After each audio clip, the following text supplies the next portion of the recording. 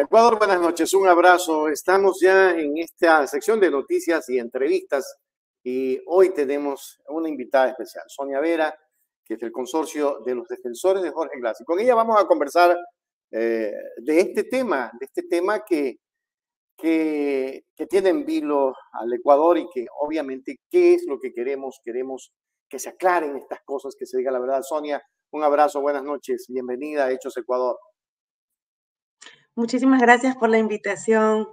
Sí, aquí estamos pues para conversar sobre la causa de Jorge Glass, que es muy importante para la defensa de los derechos humanos. Esto es un proceso que ha tenido muchísimas vulneraciones y seguimos en la lucha para que se respeten sus derechos humanos.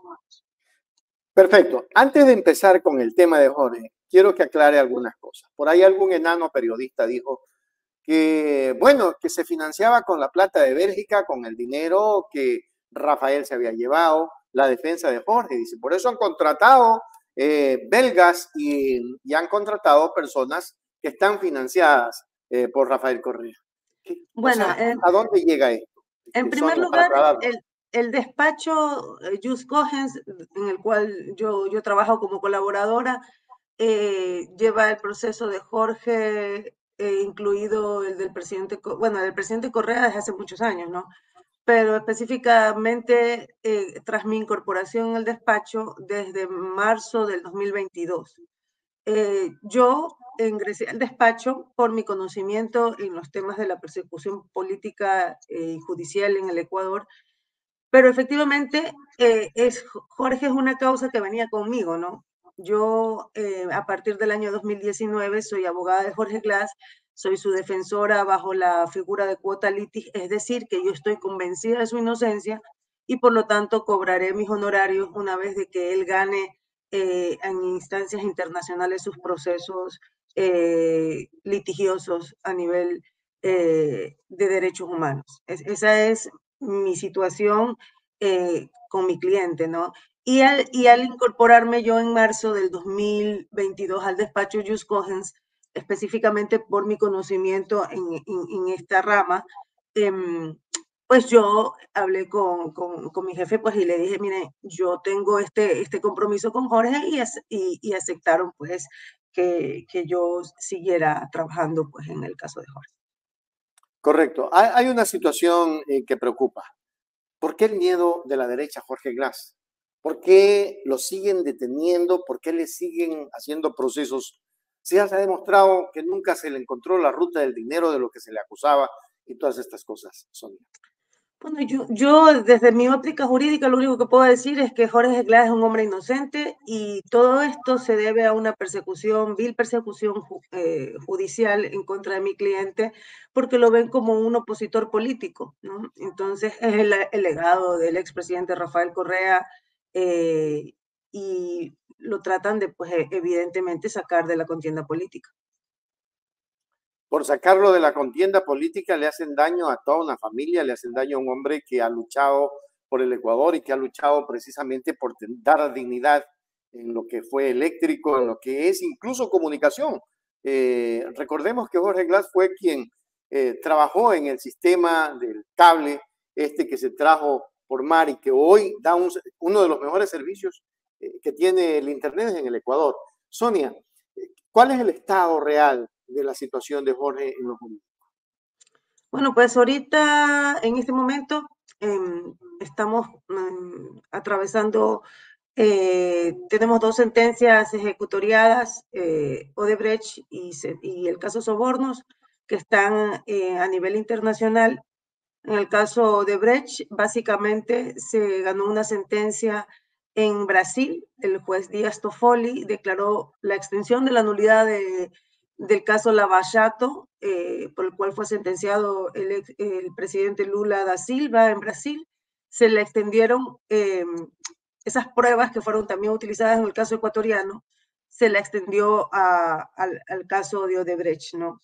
Entonces, pues, lo que cabría aquí es que la fiscal general del Estado haga caso a la petición de cooperación jurídica internacional emitida por el juez Toffoli el 24 de agosto del 2023, en la cual le extiende la sentencia y ella debía notificar a las partes para que podamos hacer la homologación en el Ecuador y posteriormente hacer un recurso de revisión.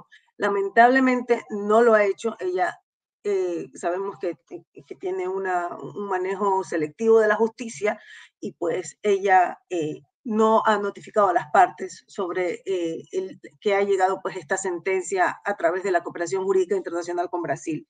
También está pues el último testimonio, bueno, a través de una entrevista, pues Dalo Bucarán, enemigo manifiesto de Jorge, reveló que básicamente Lenín Moreno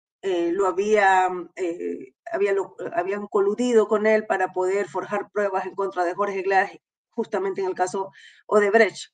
Entonces, lo interesante aquí es que la fiscal no hace nada, ¿no? En lugar de abrir una investigación en base a estas nuevas declaraciones, ella, de manera premeditada, lo único que está haciendo es perseguir a Jorge Glass. En el caso del caso Singue, también sabemos que fue declarado nulo a través de un laudo internacional.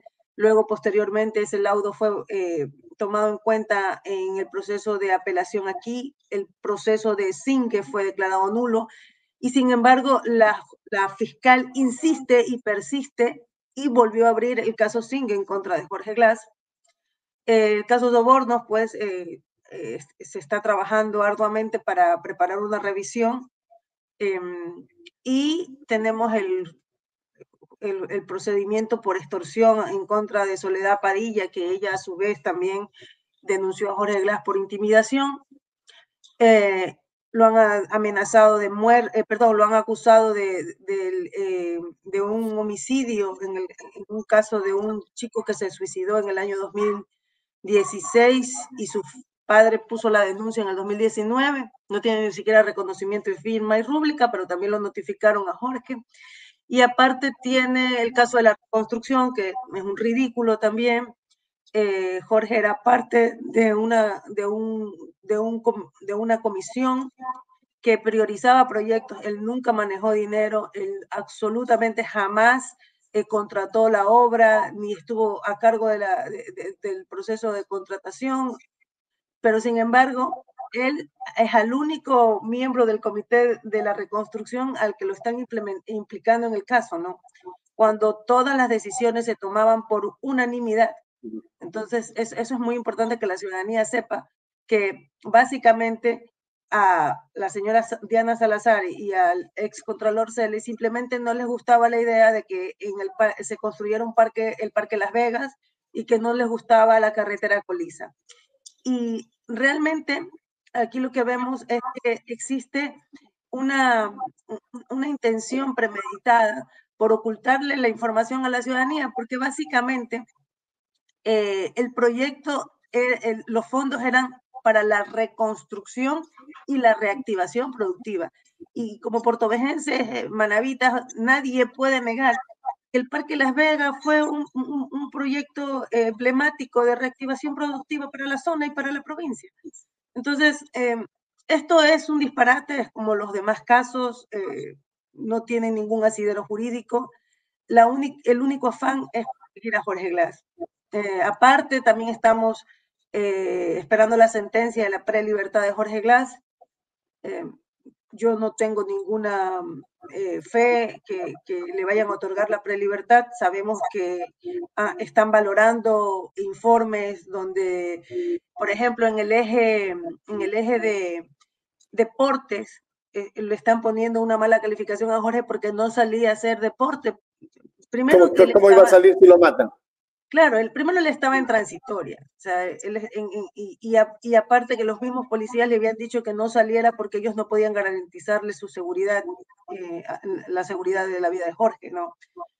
Dos, no han hecho ninguna registros de las evaluaciones psicológicas que él tuvo en el tiempo que se encontraba en el centro penitenciario. O sea, inclusive la negligencia del sistema de la SNAI y de la cárcel de Cotopaxi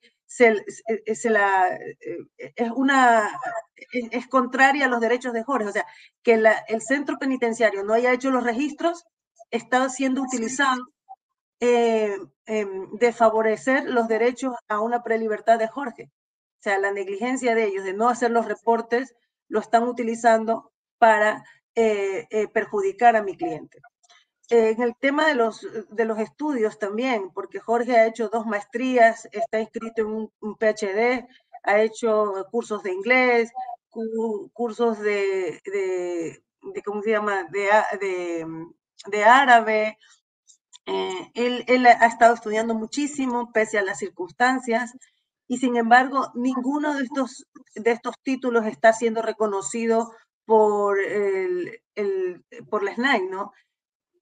Cuando están registrados en la CENACYT. O sea, existe una premeditación terrible para desfavorecer a Jorge, para perjudicarlo y que no pueda acceder a sus beneficios penitenciarios, aún sabiendo que el hecho de que él regrese a la cárcel es prácticamente una sentencia de muerte para él. Y eso están exigiendo. Ahora, el tema del asilo, ¿en qué estado está? Porque entiendo que está pidiendo asilo político. Sí, el 20 de diciembre, el miércoles 20 de diciembre, solicitamos asilo y refugio al gobierno de los Estados Unidos mexicanos. Ellos están analizando la situación, están revisando toda la información y pues en eso estamos, pues. ¿No está metiendo la mano el gobierno nacional en eso para que no le den el asilo, Sonia? Eso es una situación libre y es una decisión libre y soberana unilateral del gobierno mexicano. El gobierno ecuatoriano no tiene nada que hacer ahí. La Convención de Caracas es muy clara. Quien va a definir si el carácter es político de lo que está denunciando Jorge, de las amenazas a las que él está siendo objeto, pues quien define si es o no es persecución política es el gobierno de los Estados Unidos mexicanos. No, el gobierno de Ecuador, en este caso, es considerado el gobierno territorial y el gobierno que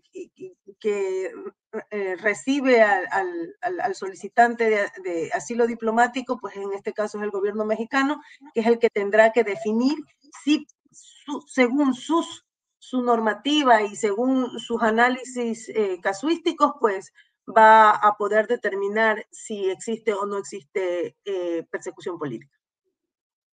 Todo empezó con Lenín Moreno. ¿Por qué Lenín Moreno empezó de esta manera? Lo explicó el señor Bucarán en algún momento, pero en la parte jurídica, ¿qué analizaron ustedes como un consorcio jurídico de renombre internacional, Sonia? O sea, realmente nosotros no podemos hacer ningún tipo de análisis que no sea sobre las causas y los procesos, más allá de lo que haya movido al expresidente Moreno. Nosotros no podemos responder por cuáles hayan sido las intenciones o qué es lo que haya mediado para que él tome ese tipo de decisiones. Nosotros lo que podemos decir recientemente es que Jorge Glass es un hombre inocente, es un perseguido político, al que se lo ha perseguido judicialmente y tiene más de 30 indagaciones previas, 15 de las cuales debieron haber sido archivadas, entre ellas la reconstrucción que está abierta el año 2019. Entonces sí es muy importante que la ciudadanía sepa que Jorge Glass es un hombre inocente al cual se le han violentado todos sus derechos y realmente yo me siento muy contenta, ¿no? Porque el punto de quiebre para que Jorge haya decidido no entregarse fue el asesinato de los 7 presuntos autores materiales del asesinato de Fernando Villavicencio. O sea, eso denostó de que la vida de las personas privadas de la libertad están totalmente siendo vulneradas. O sea, ellos estaban en manos del Estado. El Estado era el que tenía la obligación de responder por su vida, y continuar con las investigaciones respectivas del caso de Villavicencio, y sin embargo fueron asesinadas en manos estatales. Eso fue una ejecución extrajudicial por parte del Estado ecuatoriano. Entonces es muy importante este precedente porque eso fue realmente el punto de quiebre que dijo, bueno, Jorge, si regreso a la cárcel me van a matar. Y es por eso que él ve realmente comprometida su integridad, su vida, en el caso de que regrese a la cárcel nuevamente. Si regresa a la cárcel, tú dijiste hace un momento, es prácticamente una sentencia de muerte, porque en la cárcel no te va a salvar. Es así. ¿A qué se debe esto? El Estado tiene la obligación de preservar la vida y de darle las condiciones para una recuperación y reinstalación en la sociedad, en reintegración en la sociedad a las personas privadas de la libertad. Más allá de que sean inocentes o no, como en el caso de Jorge Glass, que lo es, el Estado tiene que cuidar a las personas que se encuentran privadas de la libertad. Y en el caso de Jorge Glass, el Estado lo ha puesto en un riesgo inminente. Porque recordemos todo el periplo que ha pasado Jorge. Jorge Glass estaba en la cárcel 4 y porque el gobierno de Lenín Moreno, en un afán de persecución y de represalia en contra de Jorge, porque Fernando Villavicencio se sacó el grillete y se fue a pedir asilo a otro país, él, el que sufrió todas las represalias fue Jorge Glass. No Fernando Villavicencio, sino Fernando... Perdón, Fernando Alvarado.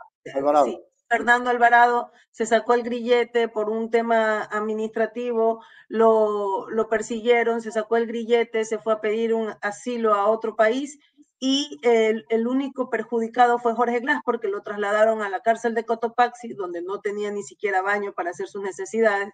Ahí estuvo más de 52 días en una huelga de hambre que casi le quita la vida porque estuvo a punto de darle un infarto. Y Jorge Glass pues estuvo poniendo en riesgo su vida simplemente para tener acceso a servicios básicos. Entonces, desde ahí él estuvo con más de 70 amenazas de muerte, su hermano fue secuestrado, le han hecho un linchamiento mediático, la señora fiscal es una persona que debe cumplir con los estándares y las reglas internacionales de las actuaciones de los fiscales y ella no está cumpliendo con esto. Ella hace un escarnio público de las causas, da ruedas de prensa, hace videos, se va a los medios de comunicación haciendo un linchamiento mediático de las causas, especialmente en la de mi cliente, donde ella quiere incidir en la opinión pública para que se haga un juzgamiento fuera de los juzgados, fuera de la Corte Nacional de Justicia. Y eso vulnera totalmente los derechos de mi cliente. ¿Eso es legal lo que hace la fiscal? No, no. ¿Está tipificado en algún artículo, en la Constitución? Obviamente, en el derecho interno, ella debería ser sancionada. Sin embargo, ya sabemos cómo está la situación en los juzgados del Ecuador. O sea, ella hace allanamientos y amedranta a los jueces. Es más, todos los jueces que han sentenciado a favor de mi cliente están fuera del país, huidos, están destituidos o están presos. Entonces, ¿qué juez en su sano juicio va a exponerse a dañar su carrera si sentencia a favor de mi cliente? Ahora, inclusive en el caso de la reconstrucción podemos ver el juez Rivera pidió la autorización a la Corte, a la Asamblea Nacional para poder seguir con el enjuiciamiento penal en contra de mi cliente y fue allanado en el caso Metástasis. O sea, fue allanado en el caso Metástasis y eso fue como una especie de si no haces lo que yo quiero, te jodes, ¿no? Sonia, ¿tú crees que la fiscal está con la guerra política o el lawfare en el Ecuador? Eso es más que evidente. Es una persona que no es idónea para estar en su cargo, es una persona que no tiene ética, no tiene probidad notoria, ha faltado a todos los principios básicos de las actuaciones de los fiscales a nivel internacional y estamos haciendo las acciones pertinentes para denostar y demostrar todo lo que está pasando en el Ecuador. Existe una persecución judicial y ella está abusando de su condición de fiscal general del Estado y de la institucionalidad de la Fiscalía para hacer una persecución judicial de sus opositores políticos. Este caso de la reconstrucción es una clara represalia porque la Revolución Ciudadana, la bancada de la Revolución Ciudadana, implantó un juicio político en su contra por incumplimiento de funciones. Entonces, existe la evidencia. Todo lo que está pasando actualmente a nosotros nos da pruebas fehacientes y reiteradas de que esto es una persecución política.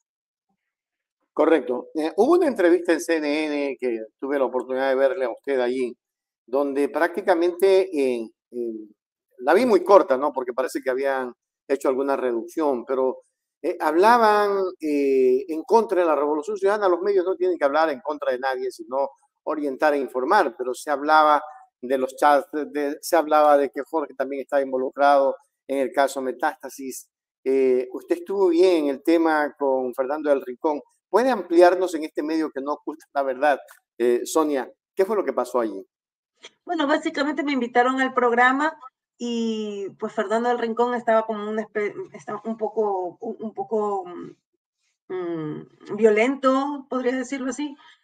Sabemos que él tiene no tiene ningún tipo de una animalversión contra la Revolución Ciudadana y simplemente, al parecer, la persona que hace ¿cómo sería agregado? No, no es agregado, la palabra es cuando tienen a una persona en un país, de un medio que reporta. Creo que la persona que les reporta a CNN, no, es el encargado el corresponsal de CNN. Exactamente, la palabra técnica es corresponsal. El corresponsal de CNN en el Ecuador no les estaba informando bien y le hice pues algunas aclaraciones a Fernando del Rincón y bueno, pues él me dijo que le mande toda la información necesaria para poder él informarse, porque efectivamente no tiene los contextos adecuados, no tiene la información y me dijo que pues me iba a dar la entrevista de 1 hora para ampliar pues toda la información que le iba a enviar. Evidentemente se la envié, pero no he tenido ninguna respuesta al respecto. ¿Qué fue lo que le envió, si se puede saber, Sonia?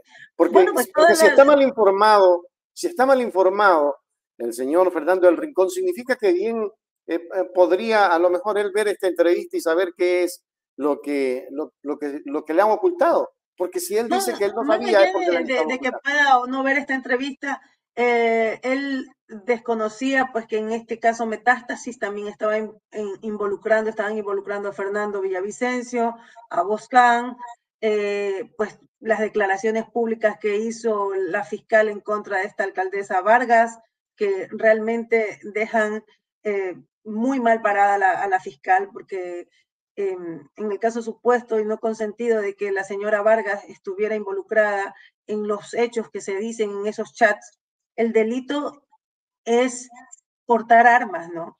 Trasladar armas, no tener una relación íntima con Norero.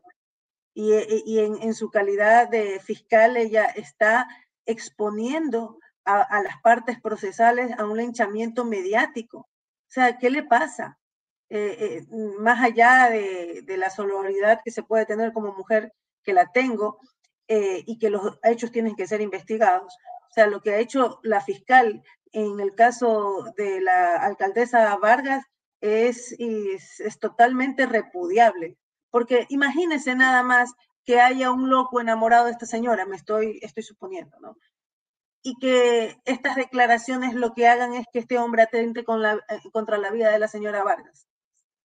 O sea, ella está poniendo en un peligro inminente a las partes procesales, ella está en una investigación y está olvidando principios básicos como el derecho a la intimidad, el derecho a la protección de datos. O sea, hay que tener algo muy claro, la fiscalía es una parte procesal, no es que todo lo que dice la fiscalía es sentencia, no, es una parte procesal y como al ser un sujeto procesal, todos sus dichos, sus testimonios, sus pruebas, sus aportes en el proceso son sujetos a contradicción. Es decir, que los sujetos procesales, las partes procesales, pueden contradecir lo que ella está exponiendo.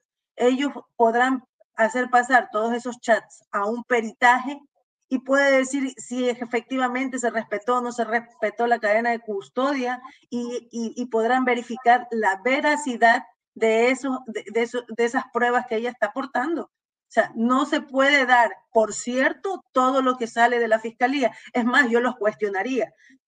Debido a los antecedentes que tiene la fiscalía en el caso Sobornos, en el caso Odebrecht, en el caso Singue, yo cuestionaría totalmente todos los aportes de la fiscalía porque sabemos que hay un lineamiento político para perjudicar a sus detractores.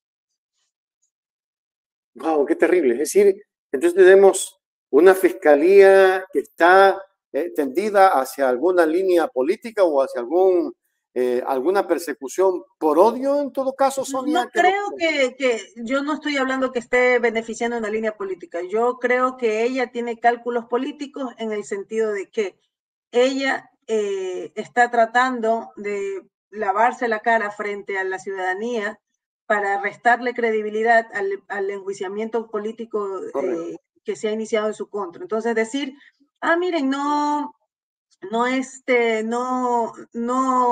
perseguido estos y estos otros casos, pero este metástasis sí, ¿ya? Entonces, hacer un show, hacer juegos pirotécnicos respecto del caso metástasis, violentando toda norma y estándar internacional.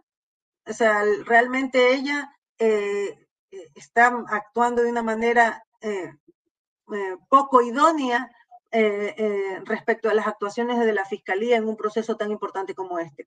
Y yo tengo muchas dudas, por ejemplo, si tenía estos chats desde que Norero murió,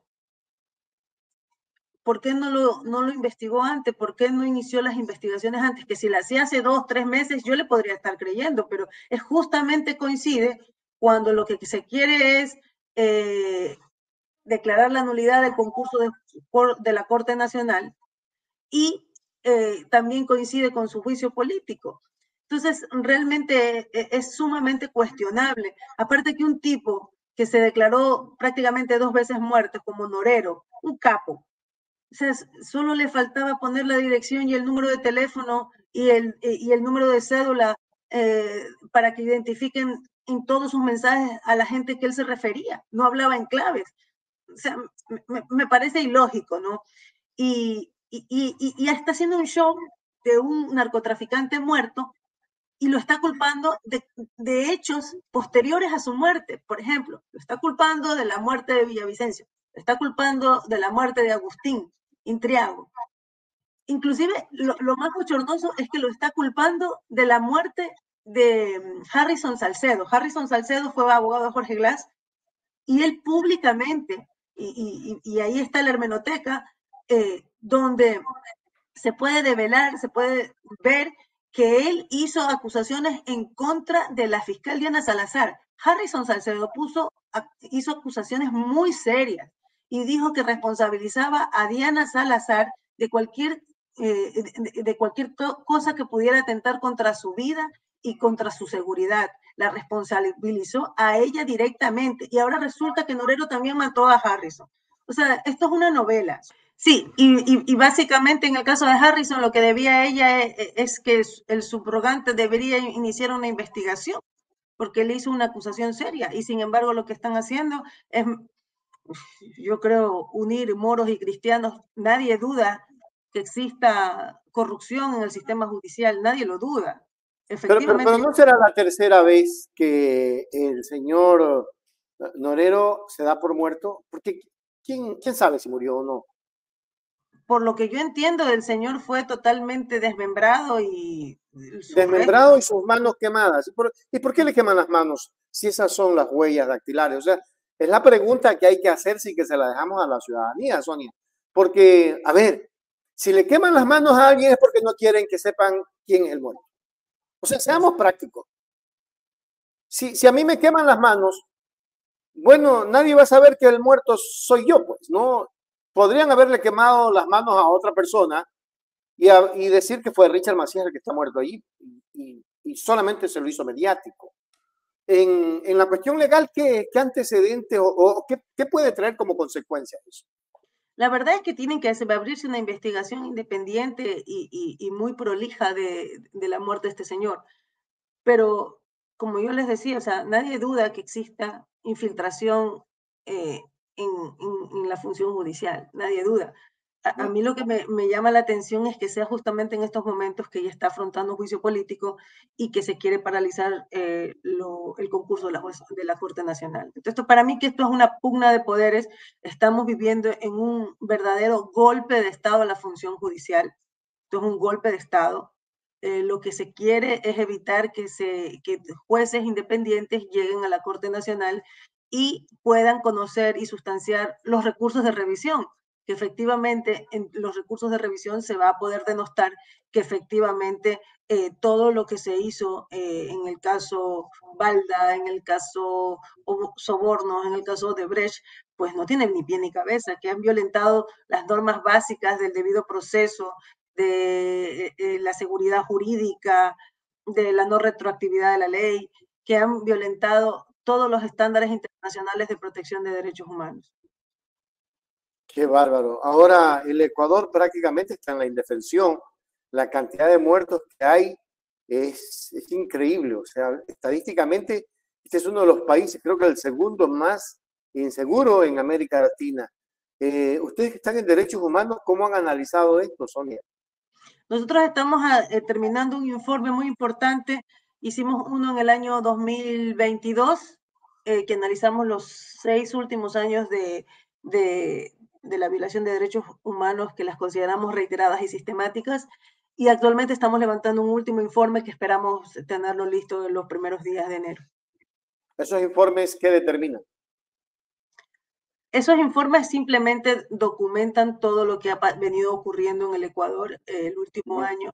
Entonces, las muertes extrajudiciales, el aumento del sicariato, las vacunas, los asesinatos a candidatos, a autoridades electas, lo que ocurrió atentando en contra de la estructura democrática del Ecuador con el juicio político a Guillermo Lasso y posteriormente la muerte cruzada. Lo consideramos como una huida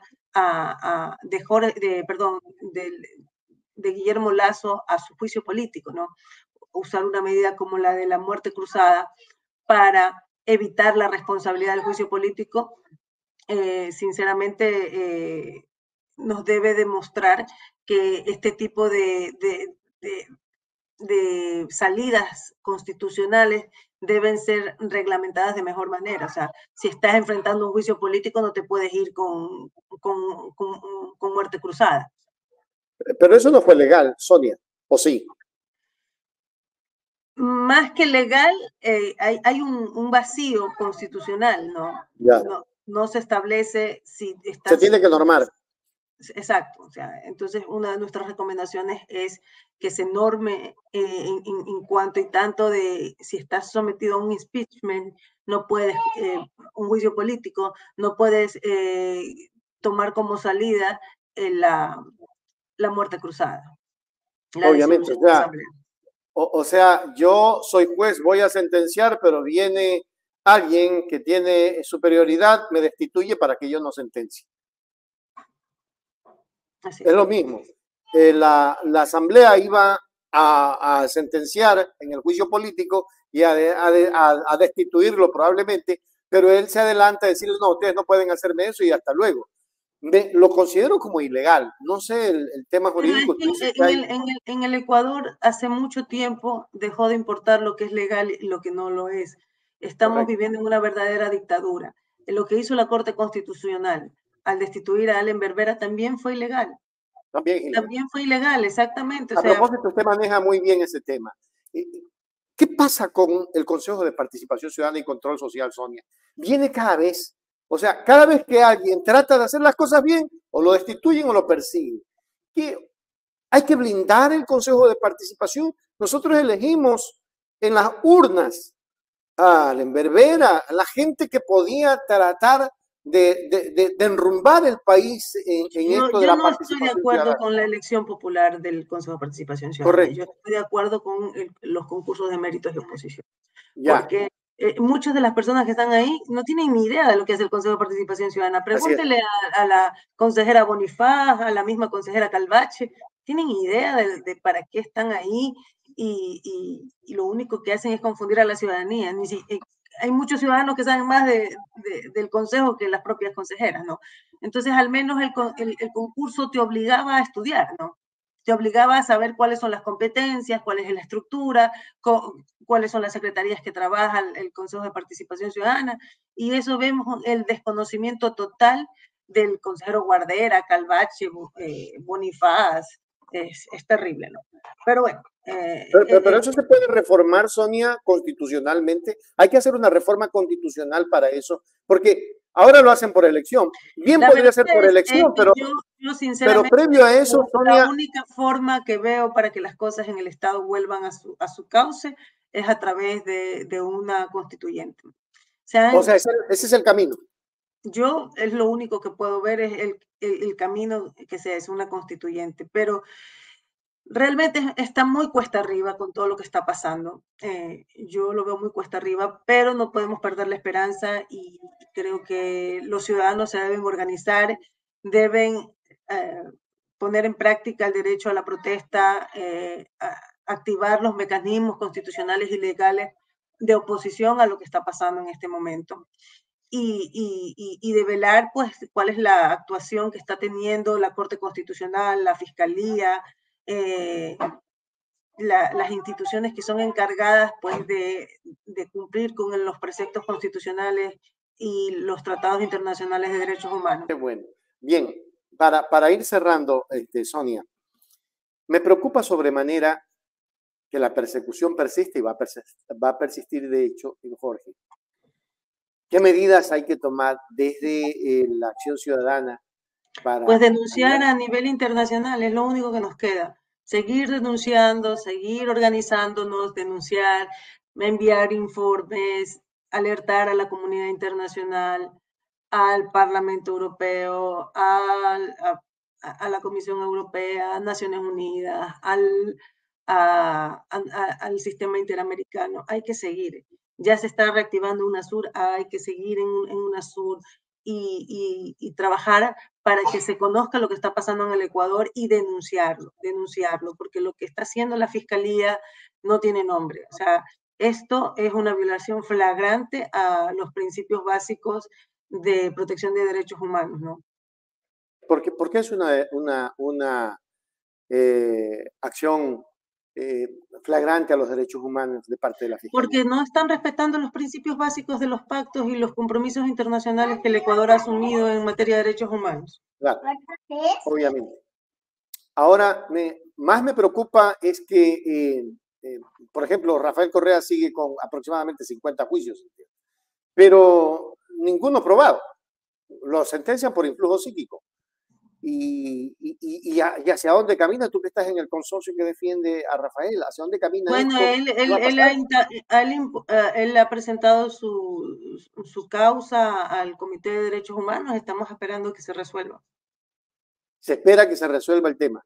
De resolverse favorablemente, ¿qué va a pasar si Ecuador no lo acoge? Pues debería acogerse directamente porque así lo establece la Constitución. Los pronunciamientos internacionales de derechos humanos son de inmediata aplicación en el Ecuador. Sonia, pero tú decías hace un momento que en el Ecuador se han saltado las leyes y probablemente se salten, porque acuérdense que aquí decían que para que vuelva Correa así se queden sin un centavo en el país, pero hay que descorreizar el país. Sí, pero, o sea, podemos ponernos fatalistas y no hacer nada. Claro, obviamente, o sea, por eso te estoy preguntando, en calidad de abogada, ¿cuál es la acción ciudadana que se tiene que hacer? Porque tampoco podemos quedarnos cruzados de brazos. Yo siempre critico que todos decimos, viva Rafael, viva Jorge, pero a la hora de la acción, ¿dónde está la gente que le dice viva Rafael y viva Jorge? En las votaciones se ha visto el 48%.